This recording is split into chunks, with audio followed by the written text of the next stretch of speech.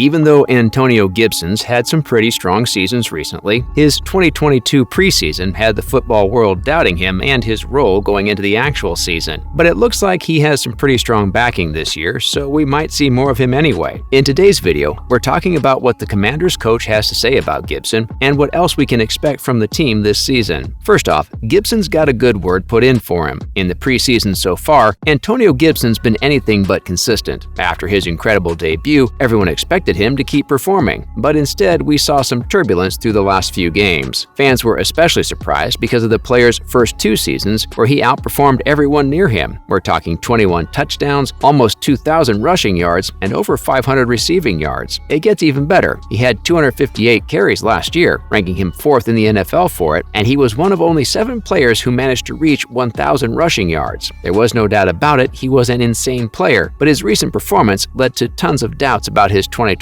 role. But none of that matters when you've got your own head coach backing you. The Commanders' Ron Rivera still believes in his player, and he openly said that he trusts him enough to let him have the football this season. Clearly, he's seeing far beyond a few bad performances, and the upcoming season isn't looking bad for Gibson. Despite his constant struggles with fumbles, he's determined to perform better than everyone else. He spoke about the season, saying he'd do his best no matter where the team put him, and Rivera clearly believes that. Now it's up to the running back to prove him right. Next up, who was Plan A? If you've been keeping up with the Commanders' news, you'll know that Gibson wasn't their first choice for running back, and someone else was supposed to have the role this season. But fate wasn't having it. The star of the training camp, rookie Brian Robinson, was supposed to have the position as Gibson fell down the depth chart. The only reason it didn't happen was nothing more than a tragic trick of fate, as Robinson was shot in August 2022 in an attempted robbery in Washington, D.C. He was immediately transported to a nearby hospital where he remained stable while struggling with 2 gunshot wounds. The injuries weren't life-threatening, but they did end up in his lower extremities, which is just as good as a death sentence for someone whose entire career is running on a field. The police couldn't find the suspects, but Robinson later underwent surgery and seemed to recover fast. He was the Commanders' pick for the 2022 draft, and for a while they kept him on the roster just in case he could make it back. Later, as they saw it was going to take some time to recover, they made a decision and placed him on the reserve non-football injury list, which means he's going to stay off the field until at least week 5. Who does that open up a spot for? You guessed it, Gibson. Next, don't discount Gibson entirely. While the football world might be used to seeing fumbles and inconsistency from Gibson, he's actually one of the Commanders' secret weapons, and they wouldn't be getting their wins if not for him. Here's why. The first game of the regular season was the Washington team playing the home side at the FedEx Field, where they managed to beat the Jacksonville Jaguars 28-22. If you looked at game highlights, all the usual suspects were there. Carson Wentz had 4 touchdowns to his name, and he basically got the win for the team. Rookie Jahan Dotson made a name for himself in his very first regular game with 2 touchdowns, and Terry McLaurin and Curtis Samuel got 1 each. While Gibson might not have been one of the star players, he played a critical role in the strategy that got his team the win. He led every offensive player with 130 scrimmage yards and 14 carries for 58 yards. His coach was happy again. Rivera said in a post-game interview that he's at his best anytime he's near the ball, and he went on to call him a dynamic player. For anyone still doubting the third-year player, this should be enough proof that he's here to stay and win. Coming up, how much longer can we expect Gibson to play RB? The future of Gibson in the Commanders mostly depends on Robinson and his recovery time, which is obviously speeding up day by day. As he makes it closer and closer to a full recovery, Gibson might have something to worry about. But halfway through September, just 2 weeks after he was shot, Robinson was back in training and looking ready to attack the season as soon as he's allowed back on the field in a month. He attended practice with a wrap around his right knee where he was shot and worked with his trainer in the Commanders' practice area. He seemed comfortable using his damaged leg as he warmed up on the stationary bike and then went on to agility and footwork drills. He finished up with side squats under track hurdles, and it didn't look like he had too much of an issue with that either. It's definitely looking good for the player as he gears up for a strong return after week 4. Rivera was happy to see his star rookie, saying he was progressing very well. The head coach has been regularly visiting the rookie in hospital and throughout his recovery time, and he was in the know about what the doctors had to say. His final words on the matter were that he can't wait to get him back out there, and we're sure the fans can't wait to see him either. Rivera's players have been having a tough time anyway, what with Jonathan Allen, Cam Curl, and Wes Schweitzer all suffering from injuries at the moment. Finally, the team's bad luck isn't over yet. You might think that injured players and a rough few seasons might be enough punishment on the field, but it doesn't stop the Commanders from dealing with issues off the field as well. And this time it's legal trouble, which doesn't sound good for anyone. It might not be one that anyone remembers, but an incident at a January 2021 game is coming back to haunt the team. At one of the games against the Philadelphia Eagles, the quarterback, Jalen Hurts went to greet fans cheering for him, but disaster was about to strike at the FedEx Field. Suddenly, the railing collapsed and a bunch of fans fell forward over 10 feet onto concrete, with some of them sustaining serious injuries. There was a big deal about it at the time, but it seemed mostly forgotten until now. 4 of the Eagles' fans are now filing a lawsuit against the Commanders, and they're asking for $300,000 in damages on the grounds of physical and emotional suffering. They filed the case in the District Court of Maryland with $75,000 per person as the asking price. Plus, it's not only the Commanders. The owners of the FedEx Field, Washington Football Incorporated Stadium, are one of the defendants, along with the companies providing ushers, security, and inspection at the game. The New Jersey natives who are suing had to deal with a range of serious injuries, including cervical strains, muscle strains, bone contusions, and a range of minor ones, including cuts and headaches. So far, the Commanders have not responded to the situation, and we'll have to wait and see what becomes of it. Moving on, here's the latest in the football world. First, the Commanders messed up again. If you're a fan of the team, you'll know that Washington means DC, which is near Maryland. Pretty basic fact, right? Obviously, it wasn't that obvious for the team's branding officials. During week 1 of the season, the team became a laughingstock as they sold mugs outside the stadium. For everyone who snatched one up as a piece of merch, you might want your money back, since the outline on the mug is of Washington State, which has nothing to do with the Commanders. Next, here are the rule changes you need to know. As we go ahead with the new season, there are some changes that the NFL made to the rulebook, and while the changes are far more minor than in the last few years, every fan should know them before getting into the games this year. The most major change is for the postseason, where every team will be guaranteed possession going into overtime after the Chiefs situation last year. Plus, the kickoff alteration is now permanent, despite being experimental last year. Finally, Indianapolis has had some bad luck as well. The Colts are gearing up for their game against the Jaguars, and they just lost one of their star players. Michael Pittman was downgraded to out after he sustained a quad injury, and the football world is reacting to it pretty badly. No matter what team anyone supports, they all unanimously agreed that the change with Pittman, who was the undisputed #1 at the Colts, would cost the team a lot in the upcoming game. That's a wrap for this video. Do you agree with Ron Rivera? Let us know in the comments below. Make sure to give this video a thumbs up and subscribe to our channel for more videos like this. See you in the next one.